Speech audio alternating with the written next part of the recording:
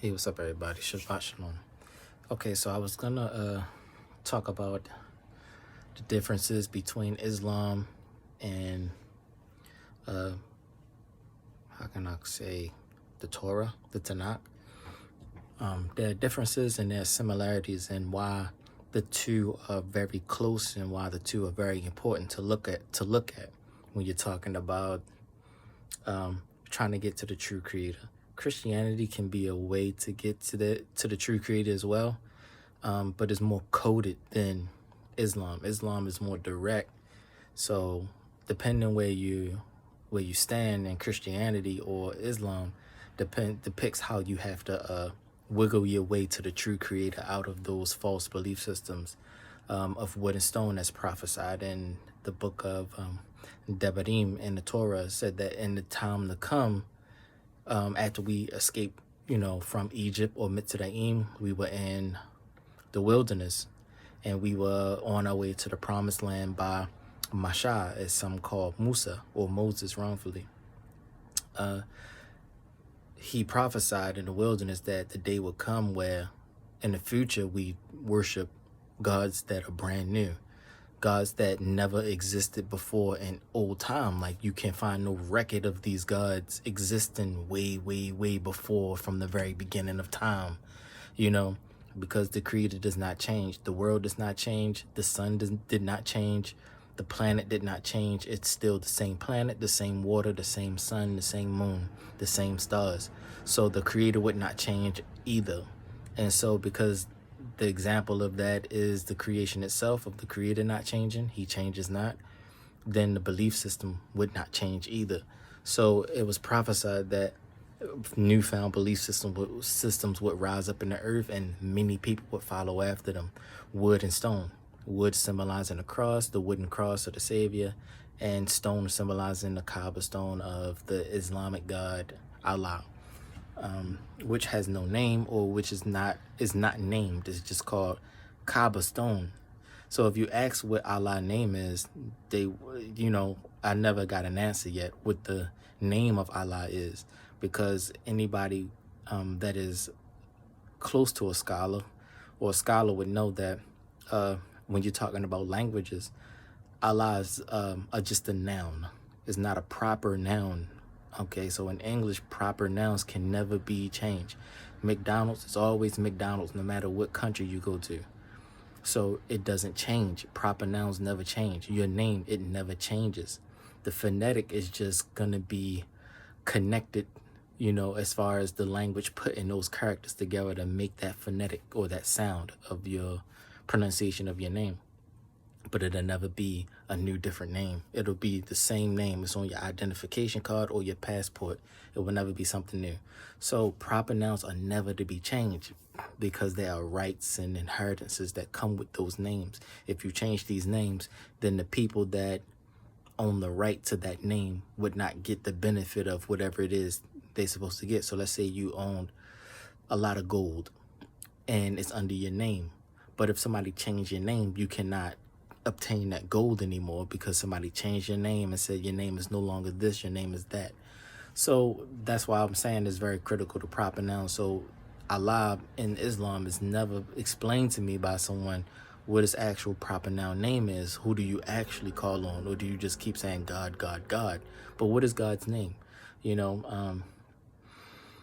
So that's just different things like that. And then you have Christianity, who they say Lord and God and Jesus, and, the Heavenly Father has no name, Jesus is Jesus. So it's like, and then they say Muhammad, but these are just people. These are not the Creator. These are just people, men that lived. So what's the Creator's name? So not to get too deep into that, I'll talk about that another time. I just kind of wanted to let y'all know I talked about these topics before, so I'm kind of like slow to talk about them again, but people need to hear it like it's fresh. So it's just like not fresh in me, so you gotta wait or try to find it in my archive somewhere. But neither here nor there. Let me get into what I came to really talk about, and that is my ex-wife, because I'm supposed to be married and it's supposed to be a preparation for me to have a wife or something like that. I always say that because I be doubting. the doubt that carries in people, and people tend to let people get in their way. When you're talking about marrying a woman could be compatible with a man, or a woman could be good connecting with another man, but connections that that woman might have in her life will it will trigger doubt in her. So instantly, soon as she see a man, or soon as she, approach a man, or whatever the case, will start thinking about being interested in this man. If she's been hurt before or been in a broken relationship before, she's never going to think about love first. She's going to think about financial stability first as a reason as why she would talk to the man. And then if love blossoms, it does. Because the assumption is that there's no love out here. There's no man that's going to love me. So let me see if he got money. That's what women always do. They run to the money, what you look like, and do you look like you have money? But men that are clever know that women think like that, so men are always looking for love. We're not looking for a woman to have money. We're the ones with the money. The women are the ones looking for men with money, unless they're a special woman that is a special woman that own a company or have a lot of money or something like that. But yeah, understand that, y'all. Like, y'all not really that clever. If you're thinking the way you're thinking, know that men are thinking of ways around the way you're thinking, to protect themselves. So you got to kind of like, it's not going to be surface. Like, oh, I wonder if he got money. And then you ask a simple question, like, what kind of job you got? And then the man could say anything, and then you think in his face value, like, nah, he's clever that you understand that, you're looking for him to have money to take care of you. We're not stupid, especially if you have children and stuff. You're looking for a man that can take care of you and your children, that can love you and your children. We understand that, but we understand also that every woman is not just after money. Some women are just like genuinely looking for love, but at the same time, she just need help. So it can look funny. The same way how it is with us. We're looking for love, but it can look funny that we look like bums, but we really could have money, or we have a lot of potential, but we look like we don't, or I have a good job, but it look like I don't, type of stuff. It could look like things, but it's not necessarily be the case. So you got to be clever. Like, women can seem to be unattractive, but then they put makeup on and they look very attractive, and then they can pull a man by putting makeup on, and then when they take the makeup off after they get the man, he could run away. I've seen a woman that was bald head, and she was one of the good, sweetest women that I ever met. A good-hearted woman, very moral. But when she take her head off, she's bald. She just got like a couple strands of hair at the top and some on the side, and she's bald, But if you did not grow to love her before she took her head off, you would run away instantly, type of stuff. So people do things, women and men do things to try to get people to gravitate towards them and see them for who they are and to love them, so that they could see the other parts of them, as far as the financial stability, the intimacy, the protection, and all the stuff that you're looking for, or find somebody that can tackle life together with you. So that's all we're looking for. All right. So please, y'all. So when I'm talking, don't be just looking at my facial expressions. Don't look at how you think, oh, he look ugly, he look pretty, he look like this, he got hair, he look at his shirt, look at the. Stop looking at all that. What's in the background? He look like he poor. Stop looking at that. I can make things look however I want to look. When I decided to come to Tokyo, I didn't want to be in no fantastic looking spot. I didn't want to be in a place that looked like, if you see me walking in there, I look like I got a lot of money, so you running quick to try to, you know what I'm saying? I want to stay humble. I don't want to look like something that will gravitate you, the wrong way off first appearance or first glance, because people are very, judgmental off of appearance. But then we also know that we're not stupid. How you live in a world full of people that know they are clever, your detectives, your secret agents, your spies, and all of this bull crap. All of y'all spies and secret agents. But then y'all judge everything on the surface so easily. How can you do that?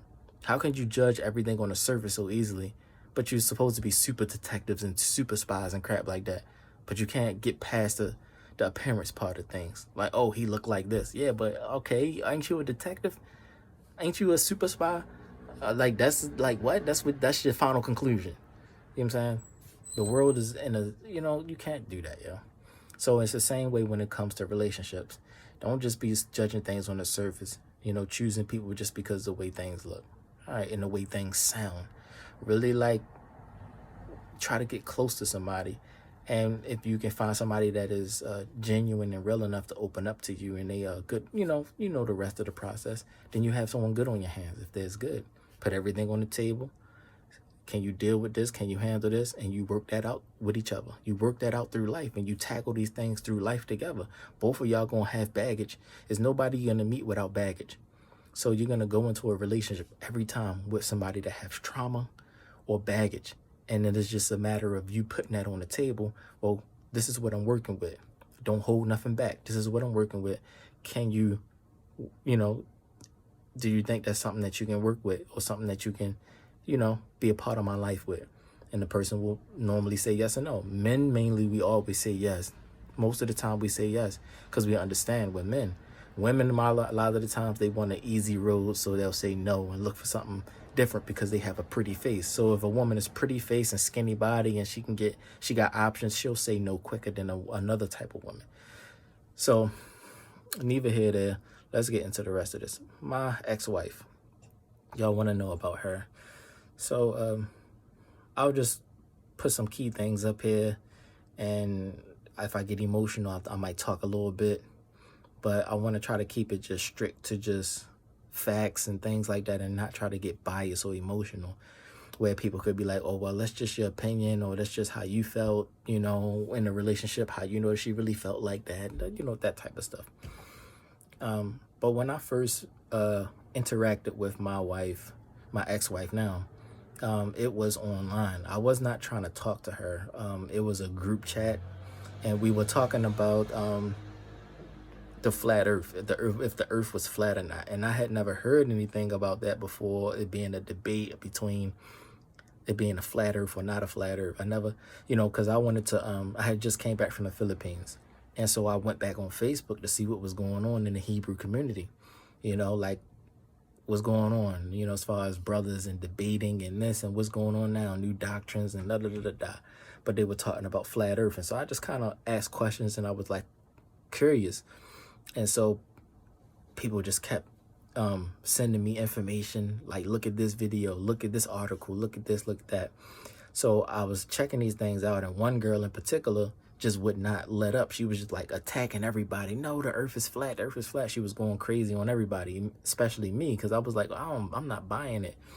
So she privately messaged me and just started sending me all kinds of information, YouTube videos and stuff about the flat earth. So I said, let me take time out to kind of like analyze this information you're sending me.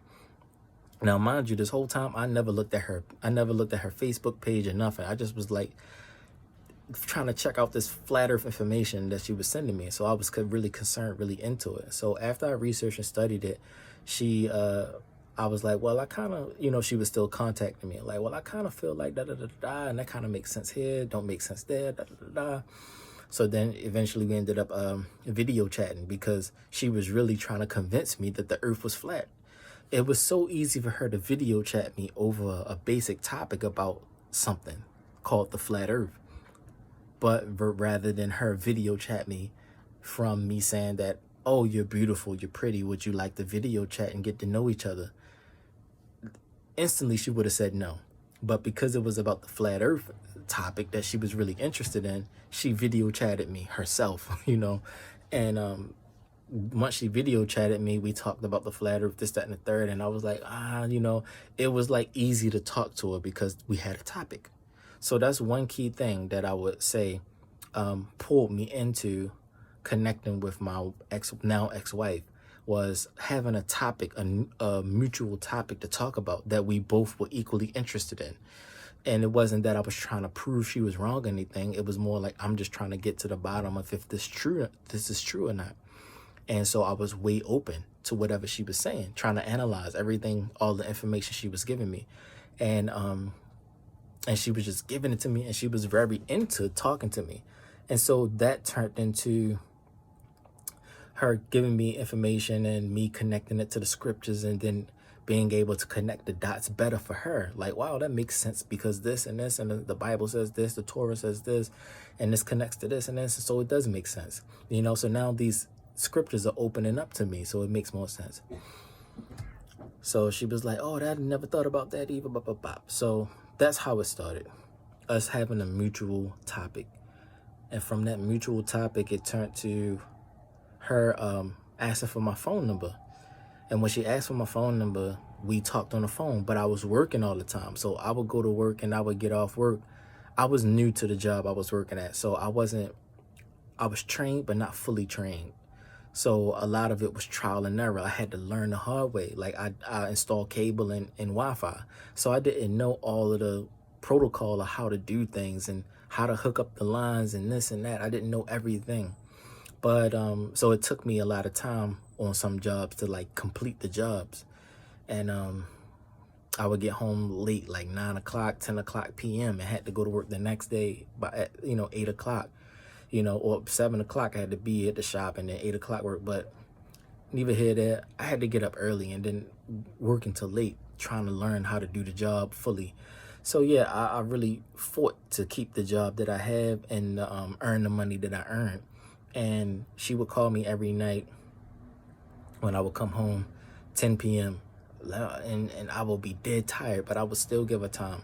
So then it just dawned on me, let me check her Facebook page. And so when I checked the Facebook page, she was, it said that she was 19 or something like that. And I was like, oh no, because she had asked me a question. She said, she was saying that she was interested in me. She want to talk to me. So she made a pass at me and was like, I like you like that. And I really like you. I want to talk to you. And she was just wanting to be with me. And I was like, that's when I checked her page. And I was like, oh, like, you 19, you too young. I was like, nah, you too young, sis, you too young because, you probably have a lot to learn. You was raised in America. So you're just like, you're not, it's not typical that you're going to know how to be a wife and stuff like that.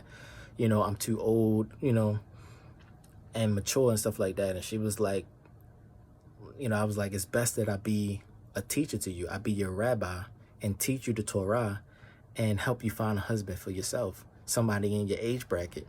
And she was like, okay, she let it go.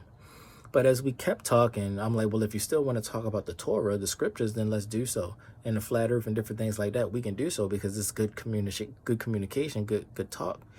And she was like, okay, let's keep talking. And then so she would always call me. She just she ended up not taking no for an answer. She just kept asking me like, I think we should be together. I'm like, no, I already told you no. I denied her like about 8 times. I denied her before I finally was like, okay, I'll give you a fair chance.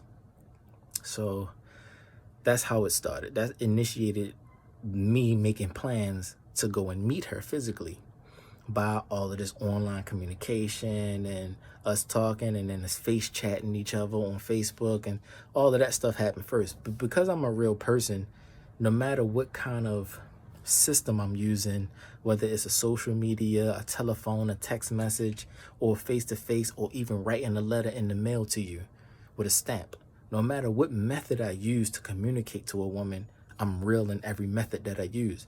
For some reason, people kind of look at the methods that technology has advanced us to communicate with one another as a way to be more shiesty and disrespectful and evil intended. It's disrespectful. Just because technology advanced don't mean be more fake, because back then, before cell phones, you wrote a letter to the person that you like or the person that you love. You write a love letter and your penmanship was everything. You had to write that thing in manuscript, script, and then you would sign that thing at the bottom, put some smell goods on there, fold it up real nice, put it in the envelope, put a stamp on there and send it. Or you would bring it to school or something like that and leave it in their locker or give it to them, and then they'll open it up and then they're like, oh, dag. And then it's all pretty. It's folded all nice. It smell good. You got nice handwriting. But then the message, when they're reading it, it lasts with you forever. Like it was between you and that person. Everything that you said in the letter. Oh, I love you. I really like you so much. And this and that. All of that.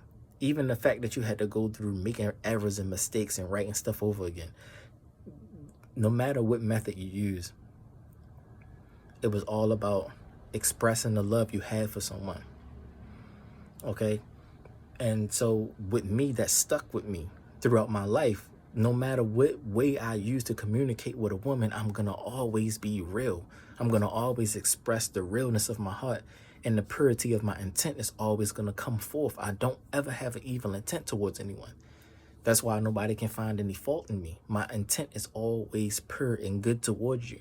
It's just that people have evil intent towards others, or people like myself. And so I just react on your action. Like you're acting on something, something in your mind about me, but you don't know, because we never face-to-face communicated. So somebody might could see me walking down the street and they thinking stuff.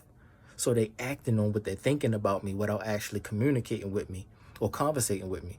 So then when I find out, or when it hit me in such a way, I might react to that thing.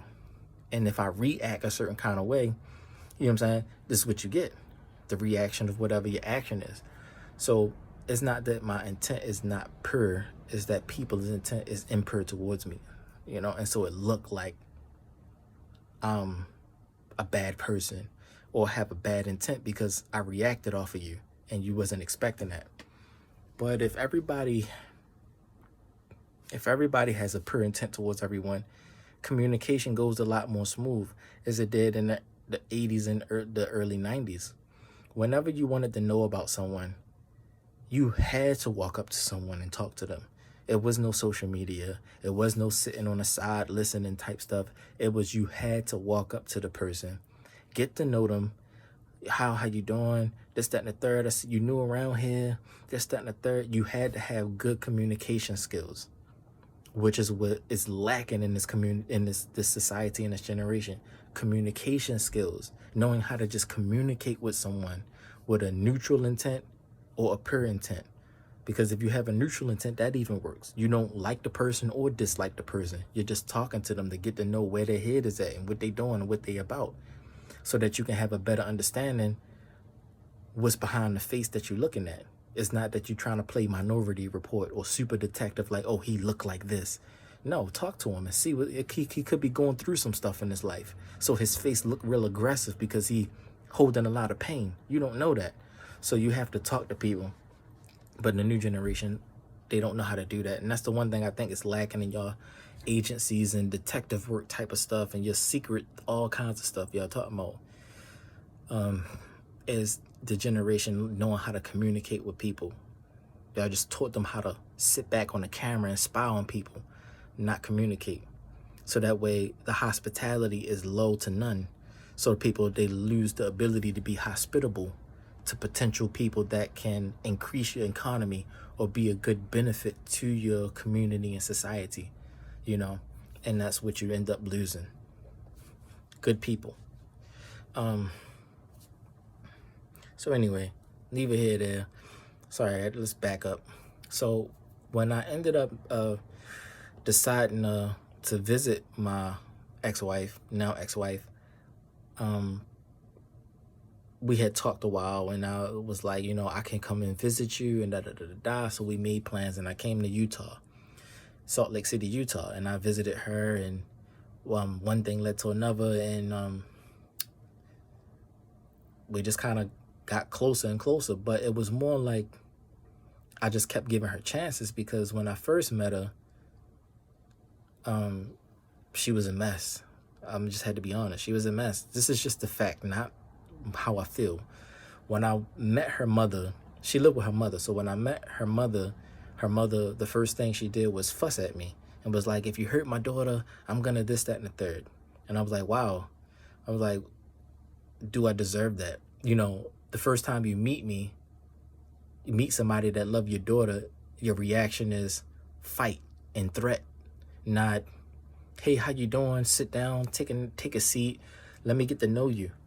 Instead of being calm and humble and neutral, she was aggressive. Like, if you hurt my daughter, so that was already the first warning, like, or the first red flag that I didn't like, is that I was not greeted with open arms or greeted with a neutral energy. It was already a negative energy. Like, I just know you're going to hurt my daughter. So before you think to hurt my daughter, I'm going to threaten your life before you try to. It was not a neutral. So it was showing that the family had some pain in it, or the family had a lot of bad dealings with people to where they couldn't see good in anyone anymore, or they couldn't be neutral when they met someone. So I took that as a side note. And then after that, I talked and she got to know me. And then she brought me to her room to look at her, and her room was a mess. But it was like a setup, because why would you bring me to your room knowing your room is a mess? Her room was a complete mess. I mean, you had like, food under the bed. Like, it was plates of ketchup and food under the bed where she slept at, and just like a pile of just mess in the floor where you couldn't walk through the floor. It's like you can jump in there, like start swimming or something. It was just a big pile of mess, man. And so instead of me turning around and be like, you know what, I changed my mind, it's not going to work out, because any man would have looked at that and said, never mind, I think I would rather not try to work this out. I tried to, you was interested in me and you wouldn't take no for an answer when I gave you a chance, and this is what I come to, you not being prepared to be married. So her whole room was a mess. So I cleaned it up. I just cleaned her whole room up, made it spotless looking, brand new, organized everything.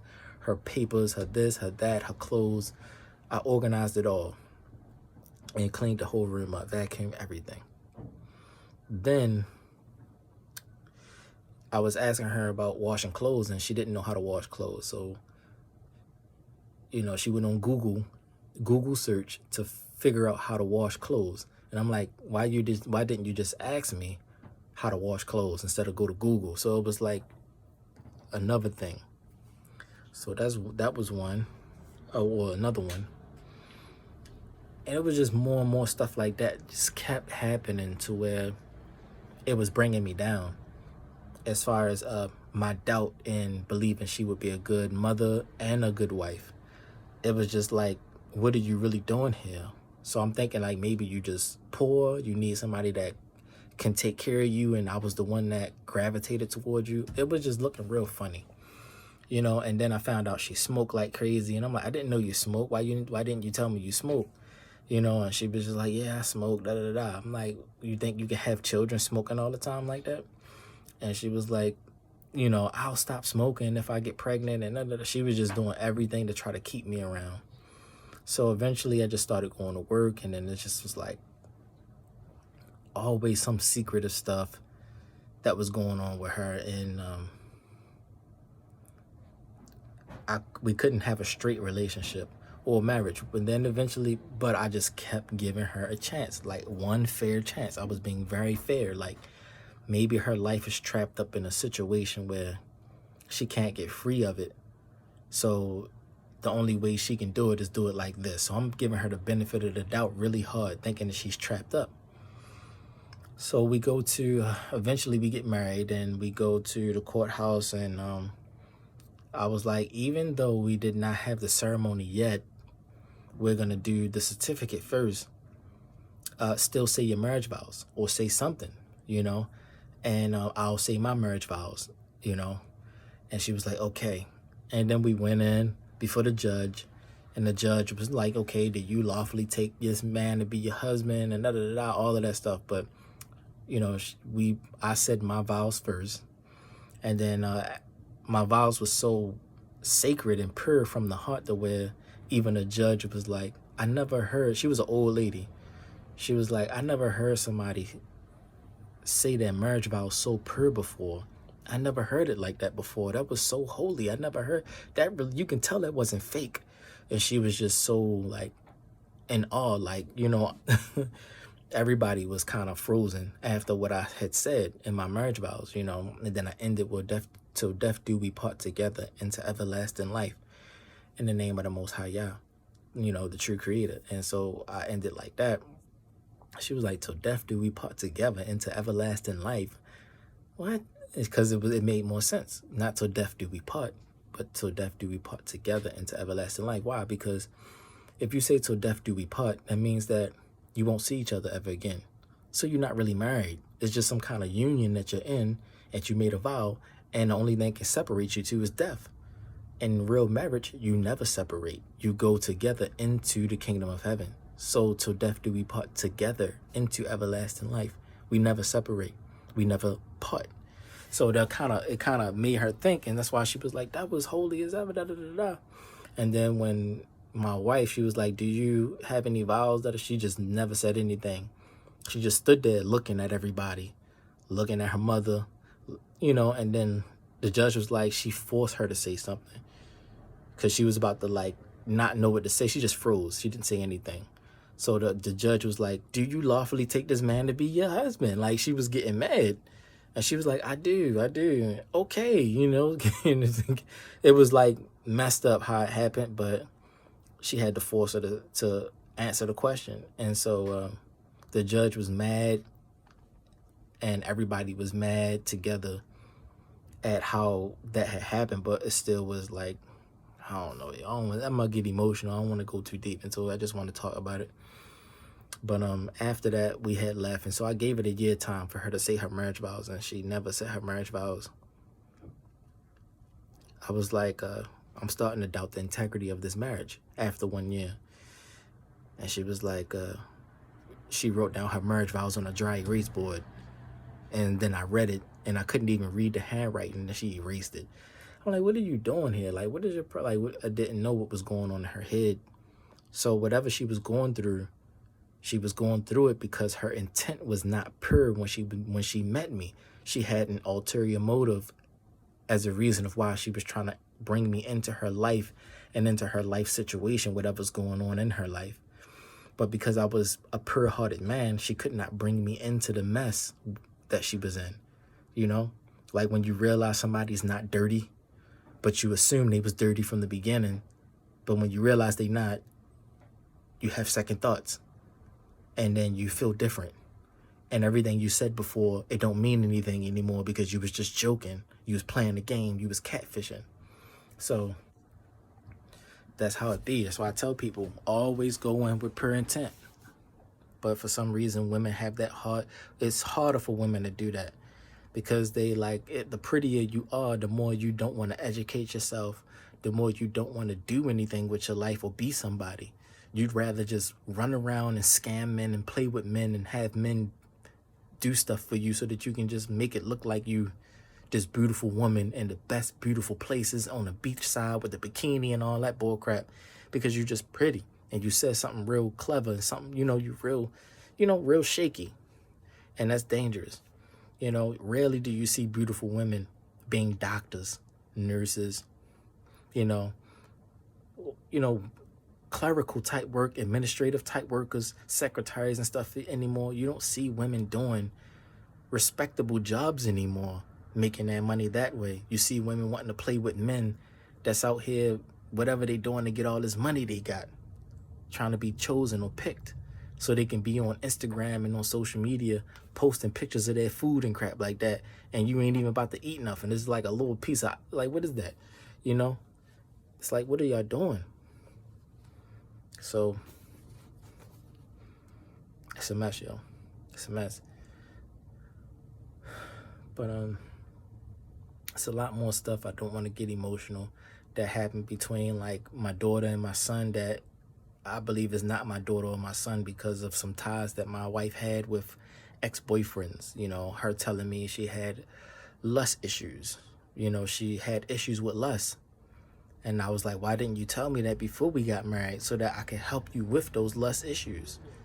And she just was looking at me stupid. Like she did a lot of dumb stuff and made a lot of dumb decisions about me. Looking at my appearance. You looked at my appearance, was like, oh, he sound like he's from the hood. He sound like he's gutter. He sound like he's ignorant. He look like he's dirty. He look like he's a drug dealer. He look like that. You went off of appearance. You wasn't listening to my words.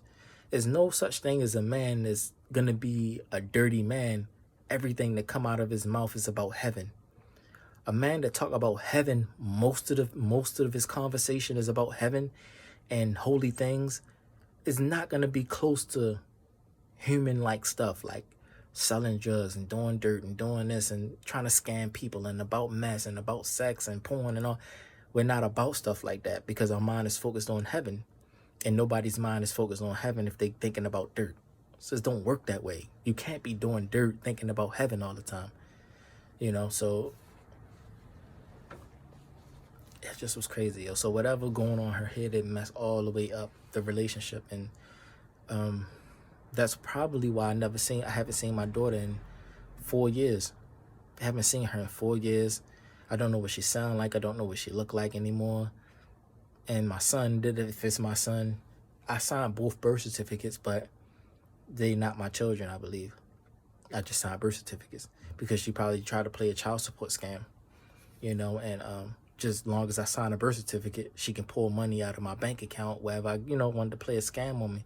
But because I'm such a good man and I was such a good husband, it would have been disrespectful to do that to me. And the guy who really is the true father would have been sitting back, not taking care of his children. You pulling money from another guy, scamming and stuff.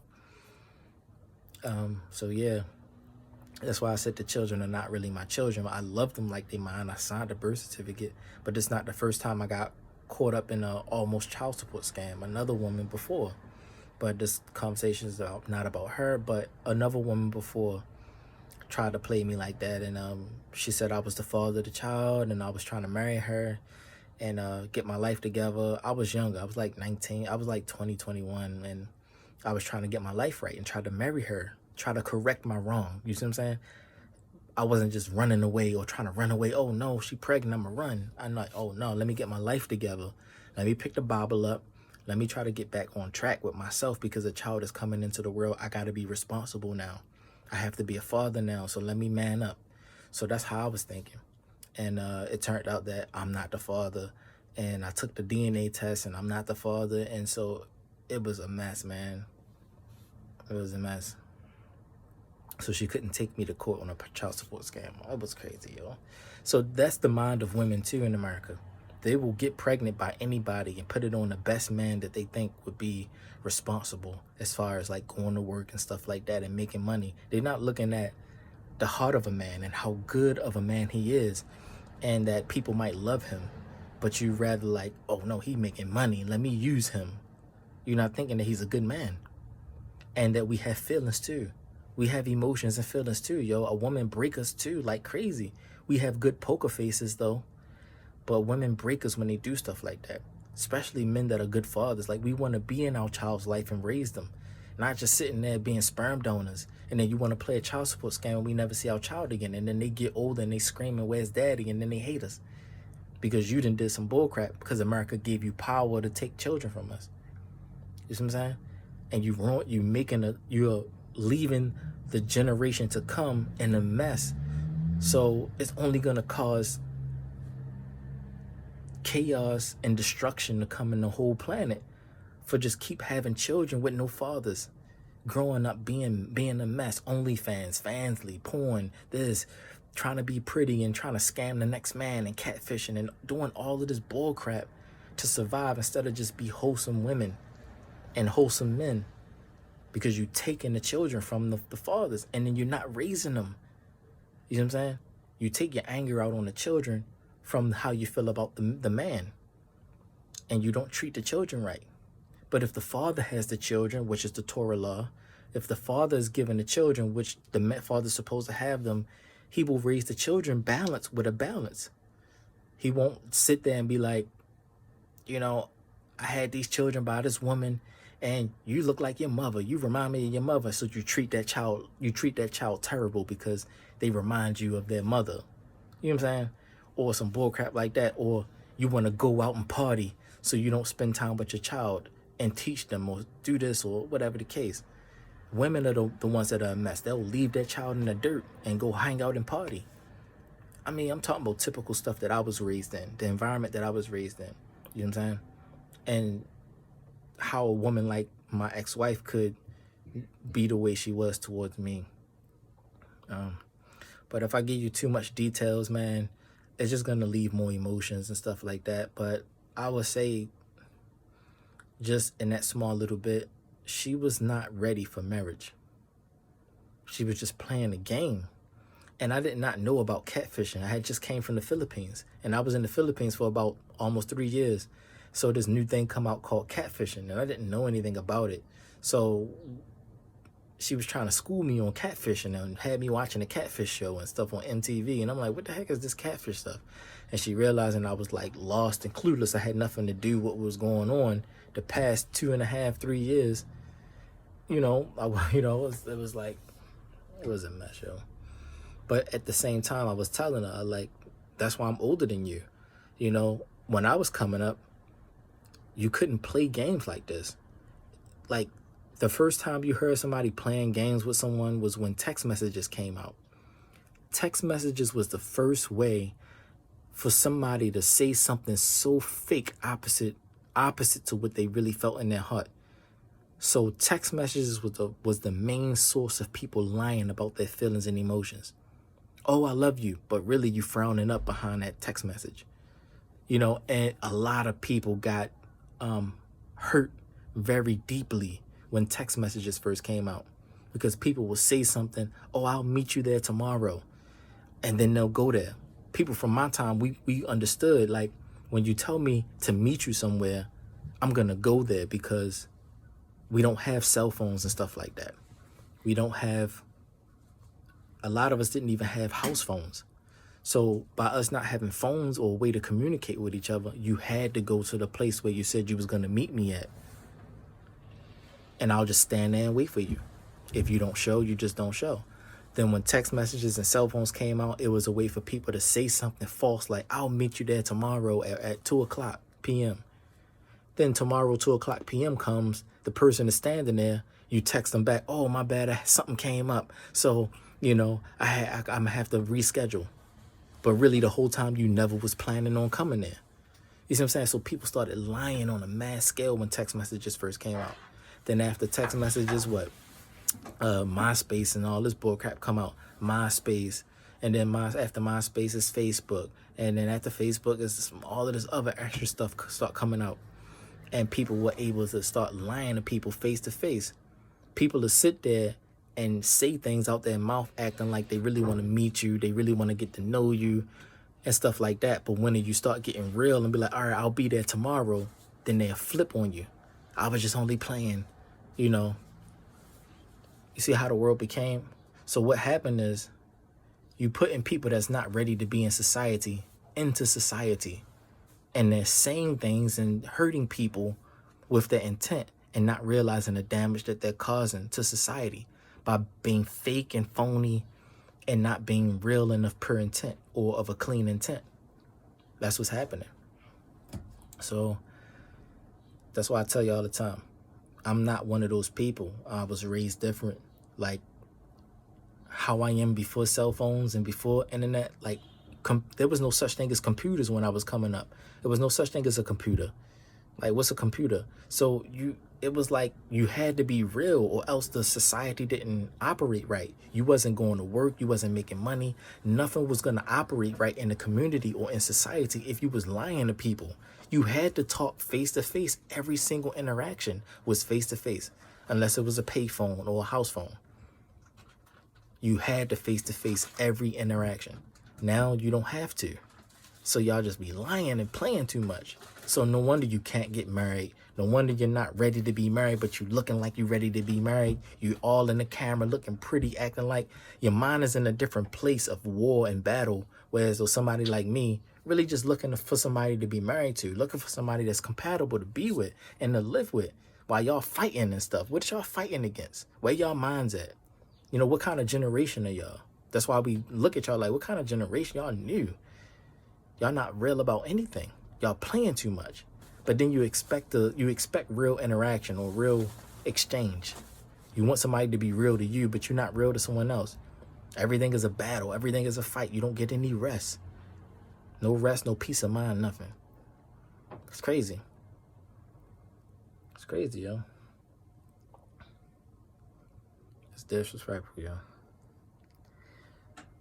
But I hope with that little bit that I said about my ex-wife, man, I don't want to go too hard on her like that, because I still love her, but she just was like struggling with some things that she was looking at life. She was looking at life funny, and the way she was looking at life was real messed up. And through me, she was able to see that everybody not fake like that, and she kind of like saw a different way of living. It's funny. All you did was catfish your whole life. So, yeah, man. I'm the one that did everything in my family. And I'll say this and I'll end it. As far as what I did in my family, when me and my wife moved out of her mother's home, I did everything. You know, if she was in a house by herself, I had bought her a car. I bought her own car in her own name. That's her car. So she can get out the house, she can go around and do what she want to do, whatever the case with the baby. So she would have our daughter, and so that's pretty much mostly what she did. She would take care of our daughter while I'm at work, and that was it. She didn't do anything else that I know of. Or she would cook for herself. Like, she would cook for herself, but also cook for me. I realized that, you know, like, if I'm gonna cook for myself, I might as well cook for him too. But she was kind of like getting like that. So that was the two main things she did, was cook and take care of our daughter. So I don't take nothing from her for being a responsible mother. No matter what she was going through, she was not showing those type of signs to our daughter. So I like that. So I went to work. I do cable. So like I said, I installed Wi-Fi, cable, home security. I did all of that with one company. So home security technician, I did all of that stuff. I installed cameras, keypads, this takeovers they call it. Like, you put in a whole new hard port system and you wire it up. I was learning how to do that actually, but I was doing the wireless stuff, everything, sensors, motion sensors, all of that stuff, cameras, all of that, and then cable, regular cable, and telephone and Wi-Fi. So I installed all of that stuff, and it can be laborious sometimes when you gotta hang new lines. Like, you gotta go to the telephone pole, climb up the telephone pole, run a new line, run it over the trees, run it through the forest. That's laborious work. Or you gotta go in the attic when it's hot outside, or you gotta go in a crawl space, it's snowing outside, you gotta be outside. It can be laborious sometimes. And in my case, it was. I got all the jobs that nobody wanted to do because I'm the only black guy there. So I got all the jobs nobody wanted to do because everybody was white. And you know how it is. So I would always come home tired and hungry. I wouldn't eat lunch. I would work the whole day and not eat. I would come home. She was like, "Why didn't you eat lunch?" I forgot to eat the sandwich. She'd make me a peanut butter and honey sandwich. And I never eat the sandwich because I forget. Because I'm so busy working. It's like, I come in the house and I sit down in the chair, take my shoes off before I come in the house. I sit down in the chair and I never move. I just, like, my body is shut down. And she'll just sit there and look at me like, "Dang, you really broken down, like, really, like, feeling bad that I'm grinding out there for you and our daughter, and you know how it can be. You doing whatever you doing, and I'm out there grinding." My wife, she wanted a business, so I ended up getting her a business, helping her get a business license and stuff like that for, it was called Bena's Best. She wanted to sell butters and soaps and oils and etc. So I'm like, all right, since that's something you aspire to do, I'll invest in it and I'll pay whatever I need to pay to make sure you get your business afloat. And I did. Got a website, this, that, all that. You put the effort to it. You build a website, do all of that stuff. If you need help, let me know. If I'm not busy, I'm gonna be right here. If I'm busy, then you know I'm at work or something. So we did that, and she never really did anything with the business. I was like, well, it was just something that you want to do. If you want to pick it back up, pick it back up. If not, then don't. But she never had to work. My wife never worked. She never worked ever. So I would come in the house, I would clean, I would wash clothes, I would pick my daughter up and just spend time with my daughter. And my wife would get rest. And if there was no food cooked, like, she would try to cook food or something. It was just like that. And I would wash dishes, all of that. Wash clothes, wash dishes, clean the house, all of that. Make grocery lists. She wouldn't do anything really, except make sure our daughter was okay. And I gave her credit for that. And when times started getting hard, we tried to pick the business back up and try to make money off the business, the website and all of that stuff, but it wasn't working out. Um, it's just a mess, man. It's a mess.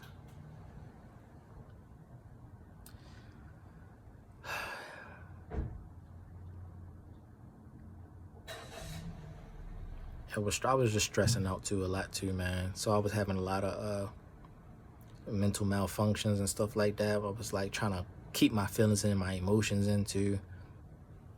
We never argued. We never fought or argued. She was the one always swinging on me whenever she got angry about something, but I would just communicate with her in such a way, the way it would make her feel stupid about being angry. Like, there's no reason why I'm angry like this. And so she would calm down. You know, most of the time I would be teaching the Torah. So I'd be teaching either Hebrew or I would be teaching something out of the Torah, but I was teaching my wife. But also, you know, my daughter would be sitting there. She's too young to gravitate towards what I'm saying. So I'm just giving it to her, my wife. So when my daughter get old enough, I can start teaching her Hebrew, going through the alphabet and teaching her biblical things and things like that, teaching her the Torah. But like I said, I never stayed that long in her life. So that was the main thing I was trying to stay there for, impart into my daughter the way of the Most High Father, because I did not have confidence in my wife to be able to do it. Whenever I would go and pray, I would pray a long time. So I would never force my wife to pray with me. She would pray with me if she wanted to. Because according to the Torah, a woman only has to pray once a day. It's mandatory for a woman to pray one time a day. She just choose that time in the morning or in the evening. For a man, it's mandatory twice a day to pray. When you wake up, when the sun rises before you go to work, and when you come home from work, when the sun is setting, you pray, you know, or when the sun is set, you pray before 12 a.m. or before midnight. You pray twice a day mandatorily, you know. You don't have to do all this 5 times bull crap because you got stuff to do. So according to the Torah, that was it. And so with my wife, I would just be like, as long as you pray. But she would fuss with me when I would pray and stuff like that. It was just all kind of stuff. I had to sneak away from her to pray. It was like really getting bad. And she asked for a divorce because I didn't get a Galaxy Note 9 when they first came out. You didn't get me the Galaxy Note 9, so she wanted a divorce. I'm like, just wait another week. It was all kind of stuff, like stupid stuff like that happening. So I knew what it was later when I got a gun pulled out on me while I was on the job. I was working doing HVAC. A guy pulled a gun out on me. Some white guy, I don't know, pulled the gun right out on me. I don't know him from here or there. Never met him before. There's no reason I don't know you for you to feel anything about me. So how can you pull a gun out on somebody you know nothing about? I don't know anything about you. We have no connection. I'm not from here. Who are you? So how could you pull a gun on somebody? Like, what the world? Like, I'm not touching my wife. I'm not harming like nothing in the world will make you want to pull a gun out on me. And so, you know, after that had happened, it just became a big issue, and it was a mess, man. I'm getting threats by high school musical girls talking about if you go to work to take care of your daughter, I'm gonna kill your daughter and you can't escape. So if I try to leave Utah, they're gonna chase me down. They still trying to chase me down, but I'm in Tokyo right now. They doing as much as what they can do is like being a camera, but they can't really say anything that I'm in Tokyo, but in Japan. But they just holding that peace and just being right there, just trying to keep that eye on me. But they holding that peace right now. If I was in America, they'd be going all crazy, burning all crazy. You know, Potiphar's wife bull crap.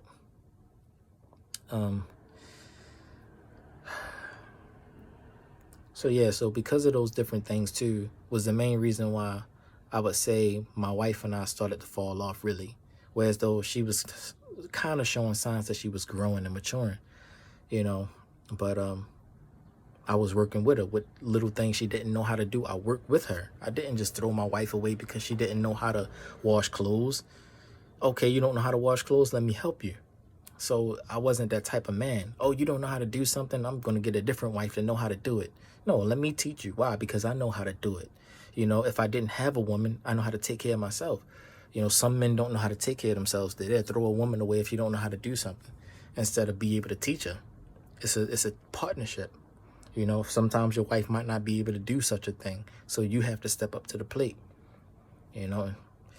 So, yeah, man, I will say because of the outside threats is the reason why we split apart. I never told my wife that a guy pulled the gun out on me before while I was at work. I never told her that. So I just kind of like kept it in myself. But yeah. People. The reason why the main thing that sparked the outside people from trying to break our family apart was when they realized we never argued. But a lot of women in Utah, Mormon girls and stuff, they was mad because they get in arguments with their husbands and stuff, but I never got in an argument with my wife. And so it was always peace in my house. Even if we disagreed with something, it was always communicated in such a way to where we kept peace in our house. Even if we didn't agree, I still was able to keep peace in the house and let things go and stuff like that. So it was always peaceful, and it was like a lot of envy going on. And so threats was coming my way. Women would walk up to me saying, "You can't escape." And I don't know what the heck they talking about. What do you mean I can't escape? You can't escape. I mean, beautiful women with the leggings and the bubbly flubblies and the jiggly jugglies, they're just like chasing me down. And it was a mess, man. It really was a mess. So here I am without my family because of threats. Burning women. But at the time I wasn't like chubby like I am. I was skinny. So I'm skinny, I'm a good father, I'm a good husband, I take care of my daughter, I sing to my daughter to put her to sleep. My wife wasn't always getting up in the middle of the night getting her. They saw all that I was doing, so it was like eating at them, and so they start burning in lust. I call it invincible lust. Like, you can't talk to the woman's sense. You can't talk to her. She just wants you because she know you. She even watched you. She sat back and watched you in a relationship and in a marriage with this woman. 2+ years, she watched you, and it just burnt her to the point where she got to react now. Whereas though everybody else in the world, you just go out there and be like, who's this new guy? You don't know anything about me. Where these women over here from High School Musical, they burning already. They're not going to ever tell you anything because they already saw for themselves what type of man I am. And they know how women think. You know what I'm saying? And how men think. So they know they can capitalize on me looking like a new person in a new place. And it's like they have a head start on you. Like, you're trying to get to know me, but they already know me, so they already ahead of the race while you're trying to catch up. And that's why they never say anything like what I did, and I can't communicate with my wife or what kind of husband I was to my wife. It'll never come out because it's the Superman state. Superman and Superwoman and the Supergirls, they want to have the capitalization on the rest of the world by trying to, and then I don't want to get too deep, but yeah, man. And then it comes out later. I'm told by my family that Tupac Shakur is my biological father, and that just hit me too, like a ton of bricks. Like, how do you deal with that, being Tupac Shakur's biological son, and then knowing that when people find out, the people that killed my father are probably going to be trying to kill me too, and I have no association with nothing that he was doing. I was a fan. Now I'm his son. Like, what the heck? You talking about people that didn't like him, like Snoop Dogg, Will Smith, and whatever people that had to do with it. Dr. Dre, Suge Knight. I mean, people that was famous back in those times, like, Janet Jackson and all that, Michael Jackson. All these people knew my father, Tupac Shakur. Actors, actresses. He wasn't just a rapper. He was an actor and an activist. Like, with the world. So everybody knew him. Like, even Madonna. Like, you friends with Madonna. Like, what the heck? So, Tupac's son. That's a big deal. So it's like, I live a regular life, but I'm watched like I'm not a regular person. So it's like, it can feel deceptive. Like, I'm alone and nobody's around and I'm not. But then I really know people watch me 24/7. And when I learned that, I just kind of carry myself accordingly. Still the same way because I'm still a pure intended person. But it's like, I just know now that I'm like important and I'm watched real crazy. But with that said, man, I'm going to let it go. That should be enough information. It's like a whole hour. All right, shalom.